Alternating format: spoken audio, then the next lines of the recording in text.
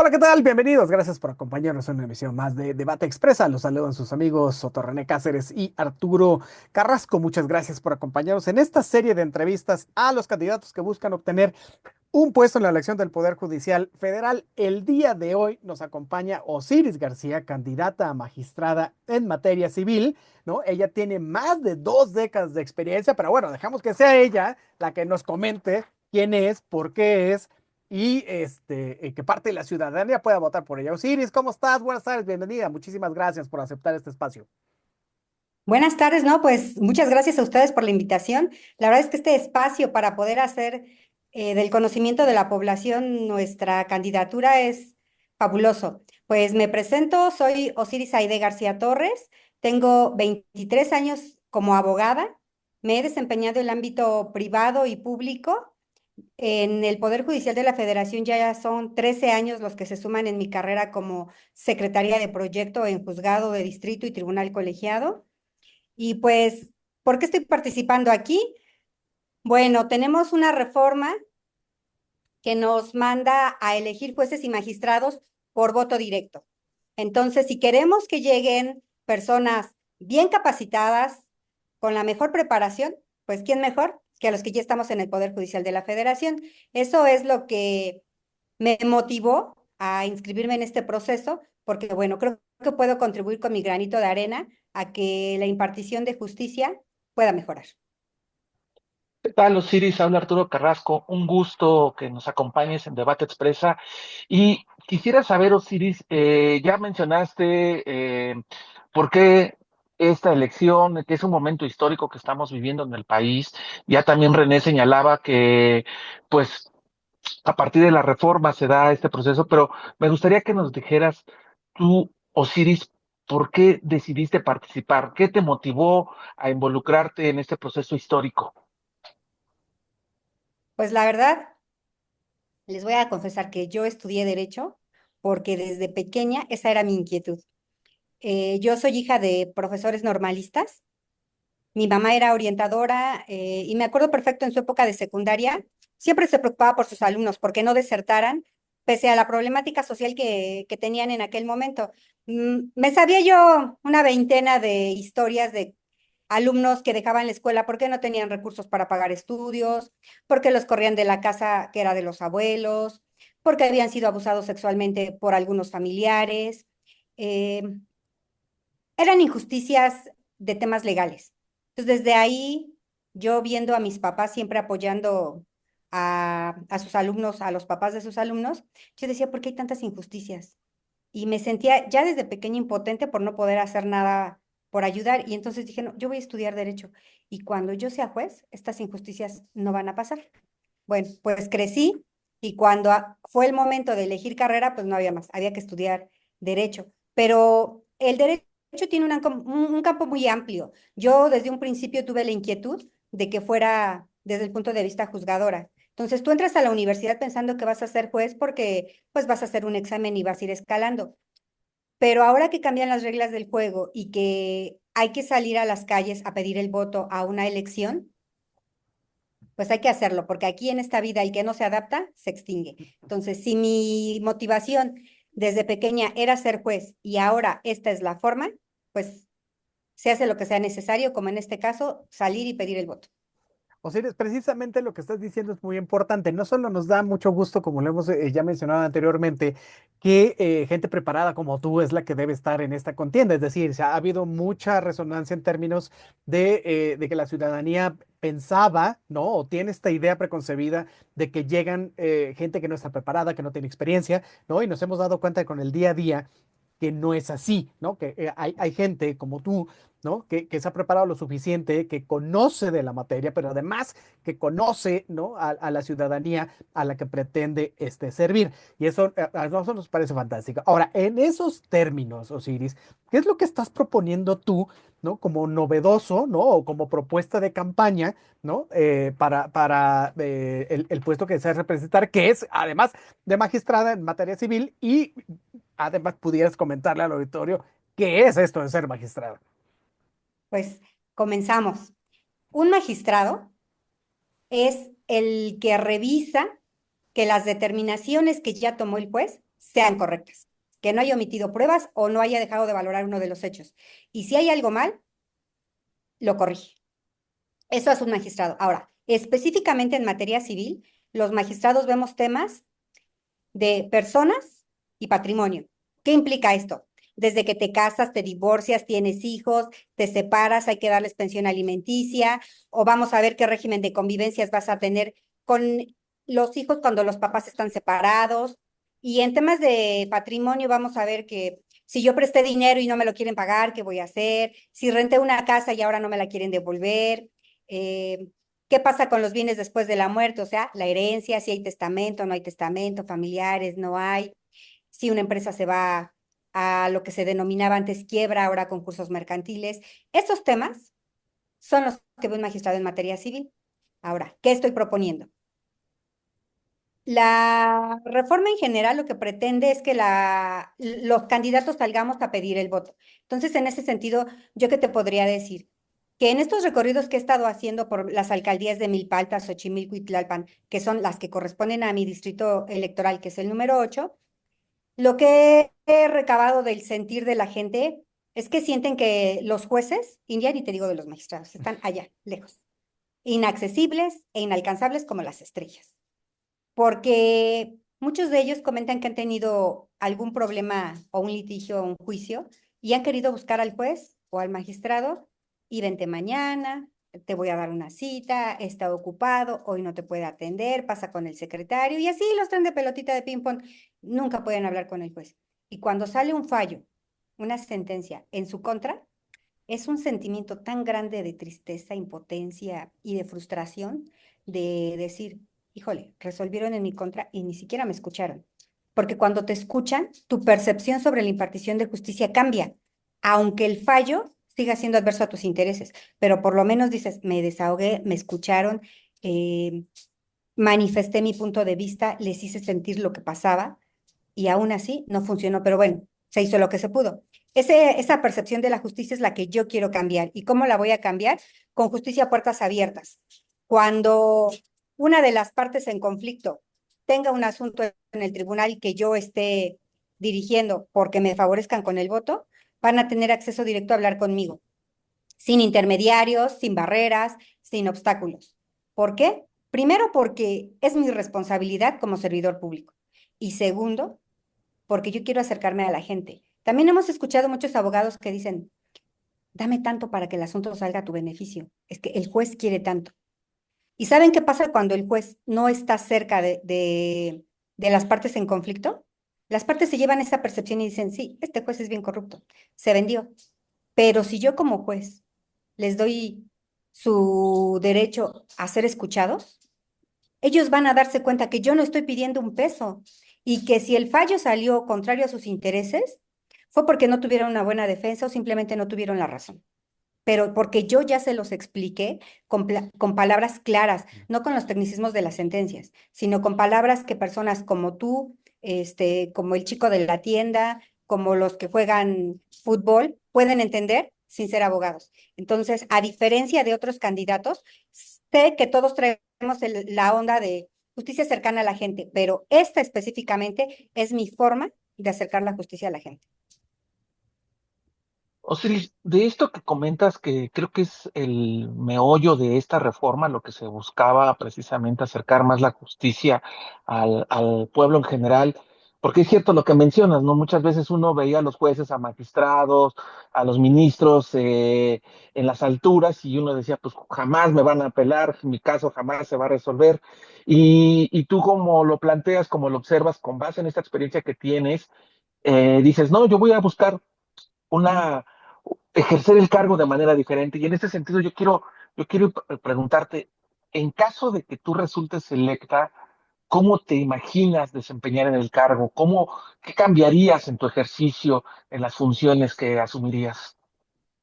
Yo, en primer lugar, tendría un secretario o secretaria particular con buen carácter, con actitud de servicio a la gente, porque ese secretario particular va a ser mi imagen hacia la gente.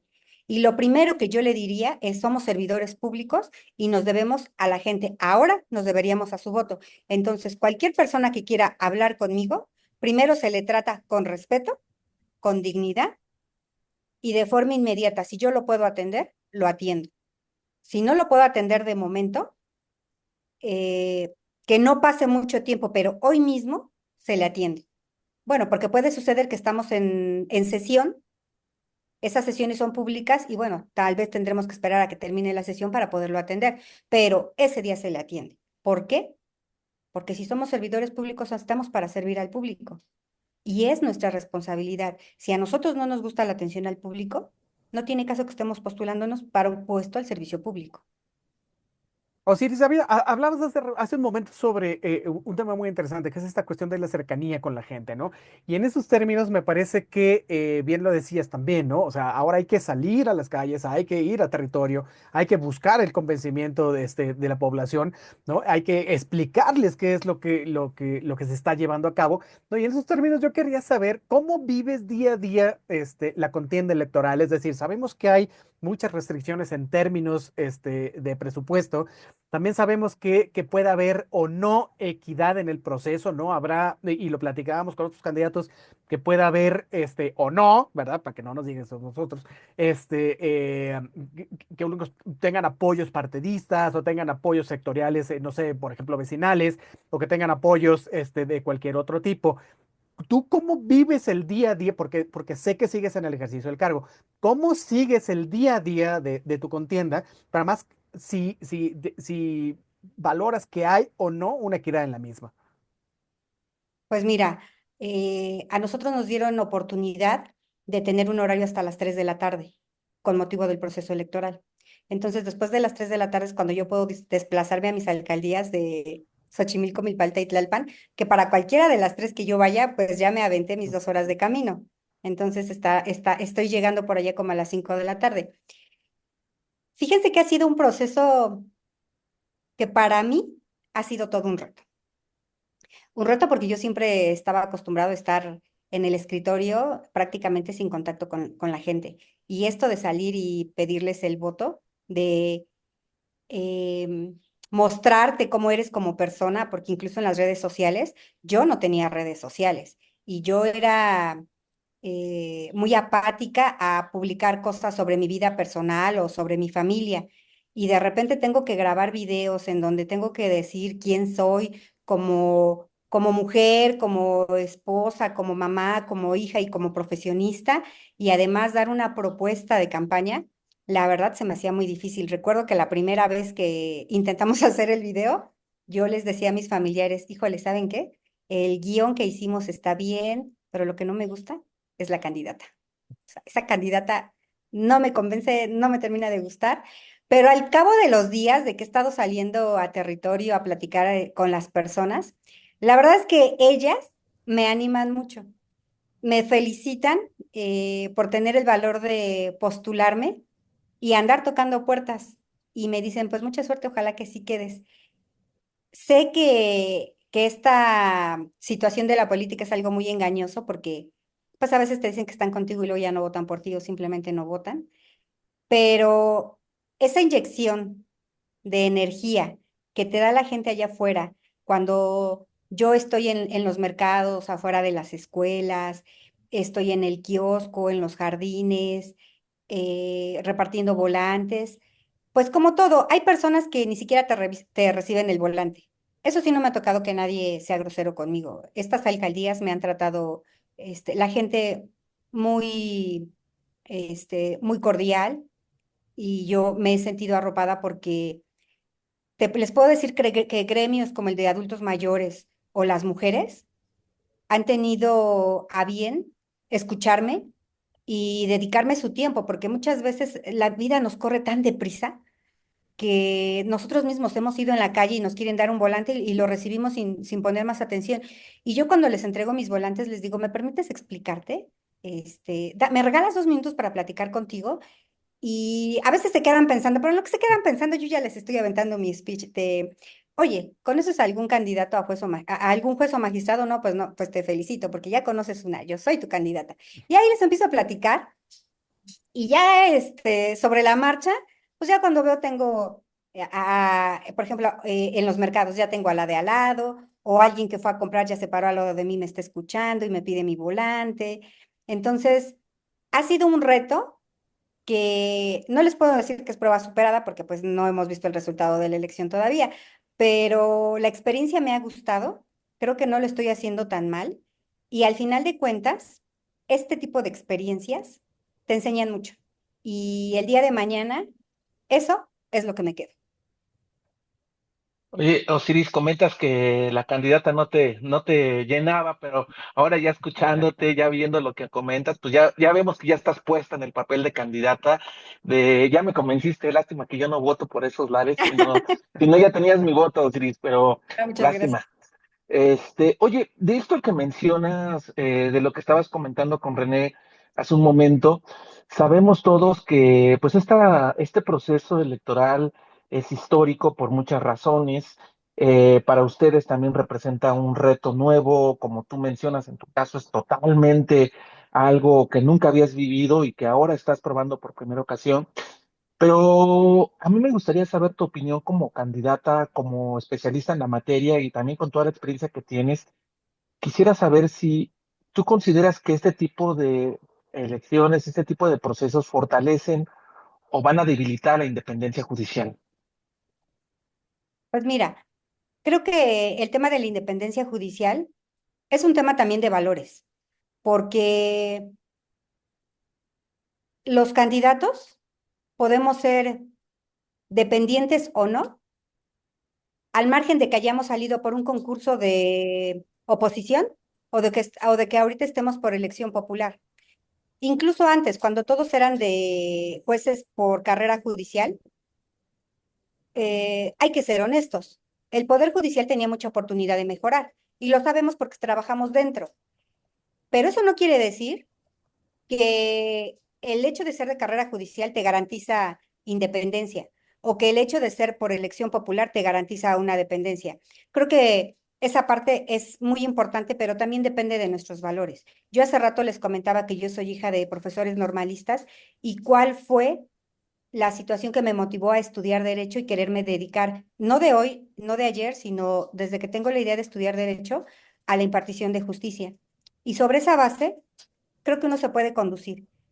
En mi caso, soy una mujer que no se da por vencida ante las situaciones difíciles, que le gustan los retos, pero además me gusta hacer mi trabajo, lo disfruto y me gusta hacerlo bien. Yo siempre he pensado que detrás de cada expediente hay una vida, una familia o un patrimonio que hay que proteger. Y por eso hay que hacer las cosas bien, hay que hacer un buen estudio y valorar todo, aunque haya que invertirle un fin de semana, aunque haya que dormirse tarde. Entonces, en ese sentido, quiero decirles que la independencia judicial no está garantizada por una u otra forma de llegar. ¿Que hay un riesgo? Por supuesto, y los riesgos siempre los va a haber, y el riesgo no lo vamos a eliminar, pero ¿qué creen que sí lo podemos administrar? ¿Cómo lo administramos? Bueno, yo con mi decisión personal, con mis valores, con mis principios de cómo mis papás me educaron, de ser una persona recta, puedo decirles que el riesgo no está conmigo, yo lo traslado a quienes, tal vez a otros candidatos, tal vez al comité de selección, tal vez a los diputados y senadores que en su momento validaron quiénes eran los candidatos. Entonces, el riesgo no desaparece, siempre existe, pero se administra o se traslada. En este caso, yo creo que podemos administrarlo porque es una decisión personal. Y Osiris, en fíjate, cuanto, sí. disculpa, adelante, adelante, adelante. No, no, no, sí, dime. Oye, fíjate que es que me llama mucho la atención y me parece que es muy importante esto que dices en términos de ciudadanía. Y en términos de ciudadanía, tú tienes una particularidad que estas tres alcaldías, o sea, Milpalta, Tlalpan y Xochimilco, cuentan con pueblos originarios, ¿no? Y me parece que generalmente dejamos ese tema como de lado, pero tienden también a ser población muy vulnerable, sobre todo en términos de acceso a la justicia. Eh, ¿cómo incorporarlos? ¿No? Porque parece ser que históricamente han sido muy dejados de lado. Eso por un lado. Y por el otro, también la ciudadanía en particular y en general no está muy enterada de lo que sucede en este ejercicio electoral que ya lo ha dicho Arturo, lo has dicho tú, ¿no? Es novedoso y es histórico, ¿no? O sea, ¿cómo acercar, ¿no? Estas dos visiones, ¿no? O sea, ¿qué les puedes decir tú a los que no saben del tema y por qué es importante que salgan a ese proceso? Bueno, pues aquí serían dos cosas. Em, ¿Cómo están conformadas las alcaldías y cómo se les menciona el voto? En cuanto a la conformación de alcaldías, yo me di a la tarea de estudiar el Anuario de Derechos Humanos que publica el Tribunal Superior de Justicia de la Ciudad de México. Este anuario se publica en el mes de, bueno, aquí en 2025 se publicó en febrero y es relativo a todo el año 2024. Y ahí te aparece a nivel Ciudad de México por alcaldías, por edades, por sexo, cuál es el delito más concurrente, cuál es el procedimiento civil que se promueve con mayor frecuencia, cuánto tardan, si los que los resuelven son hombres o son mujeres, si los sentenciados son hombres o son mujeres, en qué estado en qué parámetro de edad se cometen esos delitos o quiénes son las edades de las personas que tienden más, por ejemplo, a promover un divorcio o de cuántos hijos estamos hablando generalmente cuando la gente se separa. Todos esos datos estadísticos, yo me di a la tarea de analizarlos porque yo tenía que saber en qué territorio estoy parada. Y como bien lo dicen ustedes, eh, Milpa Alta, Xochimilco y Tlalpan son alcaldías muy extensas en cuanto a territorio, pero no así en número de gente. Estas alcaldías tienen la peculiaridad de que todavía se manejan por familias. Tú conoces a una familia con un apellido y es una familia extensa. Y esa familia te conecta con uno y otro y otro. Pero tú te das cuenta cuál es la problemática en ese estudio del anuario que les contaba.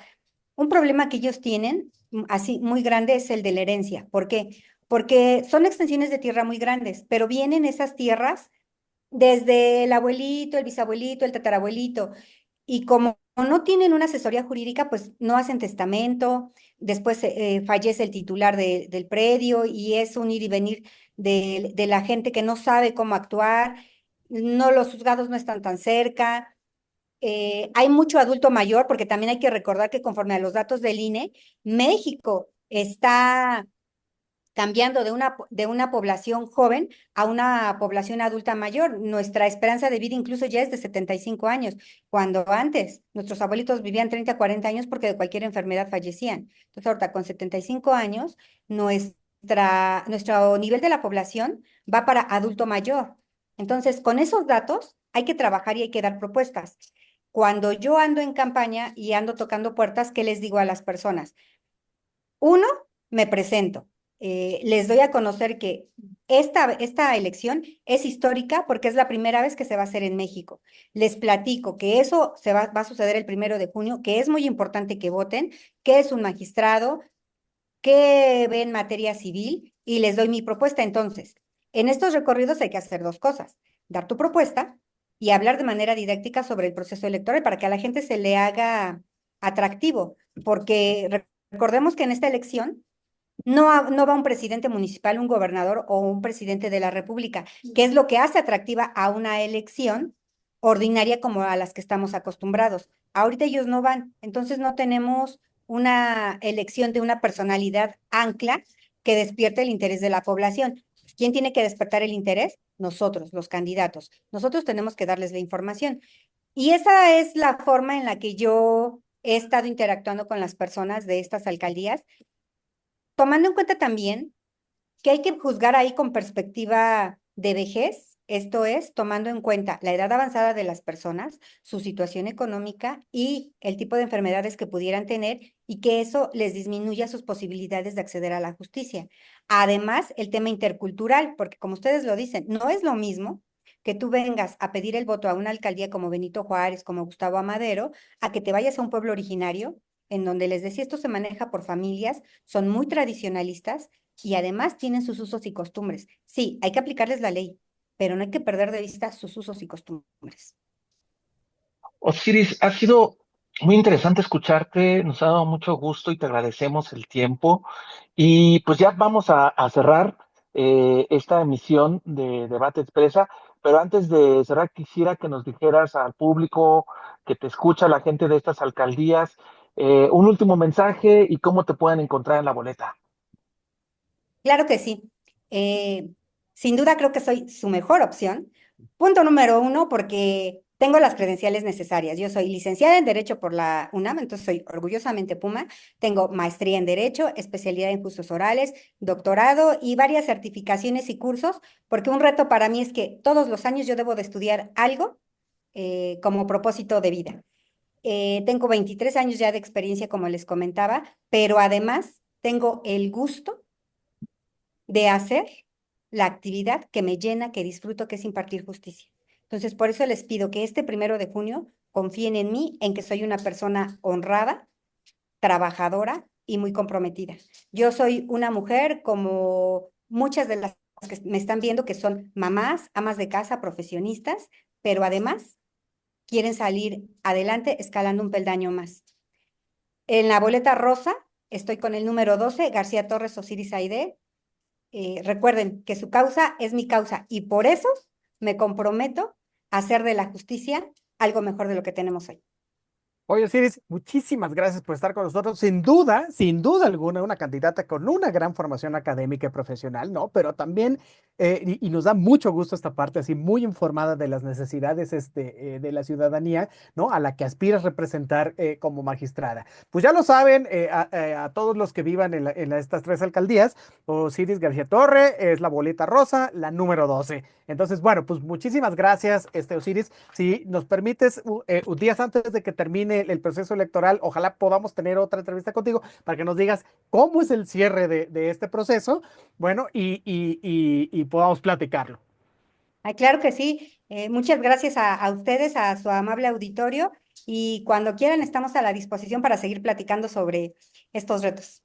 Bueno, pues muchísimas gracias, Osiris, muchísimas gracias, mi buen Arturo. Esto fue Debate Expresa en los ejercicios para conocer a los candidatos que aspiran a obtener un cargo para la reforma judicial. Muchísimas gracias. Nos vemos en la siguiente. Hasta luego. Adiós.